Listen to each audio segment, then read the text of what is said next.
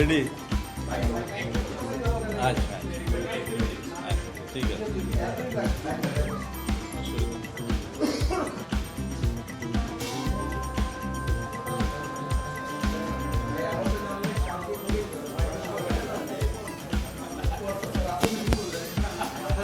তখন আইনটা দেখিনি।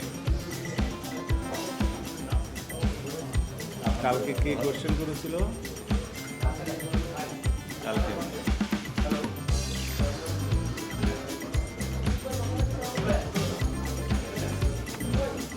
রেডি?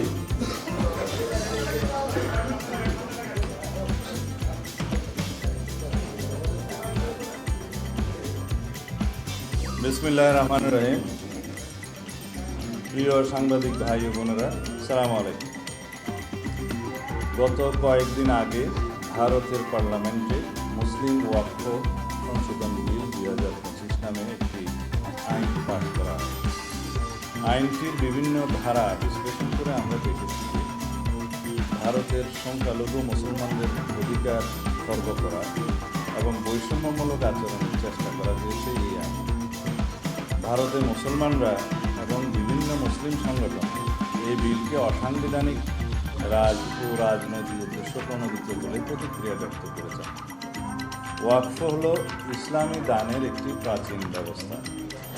ওয়াকফের মাধ্যমে কোনো ব্যক্তি স্থায়ীভাবে সাধারণ জমির মধ্যে কোনো সম্পত্তি ধর্মীয় বা জনহিতকর কাজে ব্যবহারের জন্য দান করেন।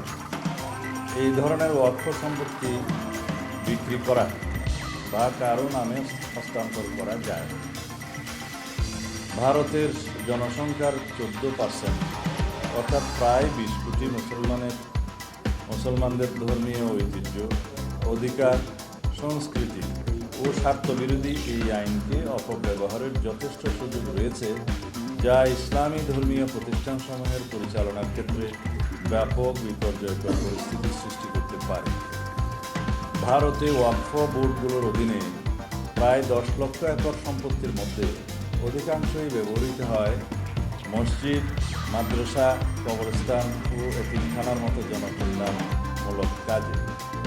নতুন আইনে পরিচালনা বোর্ডে অমুসলিম সদস্যদের অন্তর্ভুক্তির বিষয়টি বিতর্কের সৃষ্টি করেছে, যার ফলে মুসলিম নাগরিকদের সাংবিধানিক অধিকার ক্ষুণ্ণ হতে পারে। মুসলমানদের ধর্মীয় অধিকারে হস্তক্ষেপের কারণে এবং বৈষম্যমূলক আচরণের ফলে সাম্প্রদায়িক সম্প্রীতি বিনষ্টের আশঙ্কা দেখা দিতে পারে। এরকম কোনো পদক্ষেপ রাষ্ট্রীয় পর্যায় থেকে গ্রহণ করা সমীচীন নয় বলে আমরা মনে করি। ভারতে অন্যান্য ধর্মাবলম্বীদের এই জাতীয় বোর্ডে অথবা কোনো আইনি সংগঠনে ভিন্ন ধর্মাবলম্বীদের কোনো অন্তর্ভুক্তি দেখা যায় না। সেক্ষেত্রে এই আইনটি একটি বৈষম্যমূলক আইন হিসেবে বিবেচিত হবে। নতুন আইনে পরিবর্তনগুলো শত শত বছর আগে প্রতিষ্ঠিত ওয়াকফ জমির উপর গড়া মসজিদ এবং অন্যান্য ইসলামী ধর্মীয় প্রতিষ্ঠানগুলোর ভবিষ্যৎ অনিশ্চিত করে তুলতে পারে। নতুন আইনে অমুসলিম সদস্যদের এই সম্পত্তিসমূহের ব্যবস্থাপনা ও প্রশাসনিক দায়িত্ব পালনে যে এখতিয়ার প্রদান করা হয়েছে তা মুসলিম নাগরিকদের ধর্মীয় অধিকারে সরাসরি হস্তক্ষেপের শামিল। প্রিয় সাংবাদিক ভাই ও বোনেরা, অল ইন্ডিয়া মুসলিম পার্সোনাল ল বোর্ডের মতো সংগঠনগুলোর মতে এই আইন ইসলামী ওয়াকফ ব্যবস্থার মূল চেতনার পরিপন্থী। তাদের মতে ওয়াকফ বোর্ডের পরিচালনা মুসলমানদের দ্বারাই হওয়া উচিত। তারা একে মুসলিম নাগরিকদের ধর্মীয় অধিকারে সরাসরি হস্তক্ষেপের শামিল বলে অভিমত দিয়েছেন। ভারত একটি বৃহৎ গণতান্ত্রিক রাষ্ট্র। বৃহৎ গণতান্ত্রিক রাষ্ট্রে সকল ধর্মাবলম্বী নাগরিকদের ধর্মীয় অধিকার রক্ষায় রাষ্ট্রের অভিভাবকত্বের ভূমিকাকে সমুন্নত রেখে উক্ত আইনটি ভারত সরকার পুনর্বিবেচনা করবে, আমরা এই আশাবাদ ব্যক্ত করছি। আঞ্চলিক সাম্প্রদায়িক সম্প্রীতি বজায় রাখতে এই পদক্ষেপ একটি ঐতিহাসিক ভূমিকা পালন করবে বলে আমরা মনে করি। আপনাদের সকলকে ধন্যবাদ। আল্লাহ হাফেজ।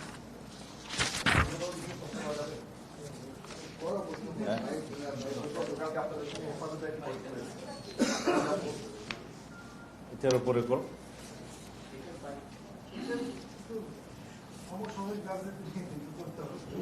অন্য কোনো সময়। ধন্যবাদ।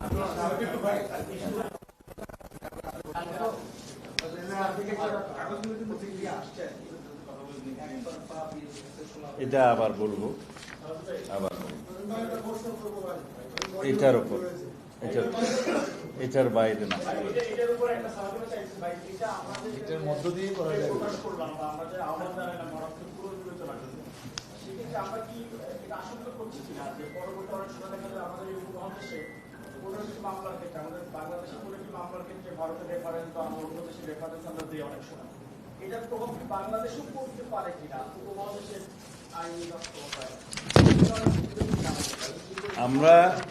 আমরা এখানে শেষের দিকে এটা ব্যক্ত করেছি যে আঞ্চলিক সাম্প্রদায়িক সম্প্রীতি বজায় রাখার পদক্ষেপ নেওয়ার জন্য। কারণ ভারতের যে কোনো রকমের এইরকম অস্থিতিশীল পরিস্থিতি যখন সৃষ্টি হয়, সাম্প্রদায়িক সম্প্রীতি বিনষ্টের মতো কোনো পরিস্থিতি সৃষ্টি হলে সেটার প্রভাব বাংলাদেশেও এসে পড়ে। সেই জন্য আমাদের এখানে উদ্বিগ্ন হওয়ার এটাই একটা কারণ, যাতে আঞ্চলিক সাম্প্রদায়িক সম্প্রীতি বজায় থাকে এবং কোনোভাবে যেন এটার প্রভাব আমাদের এই ভূখণ্ডে এসে না পড়ে। আমরা তো প্রেসের মাধ্যমে জানাচ্ছি আজকে, আমরা প্রেসের মাধ্যমে আজকে জানাচ্ছি, এটা আপনাদের মাধ্যমে সবাই জানতে পারবে। ধন্যবাদ।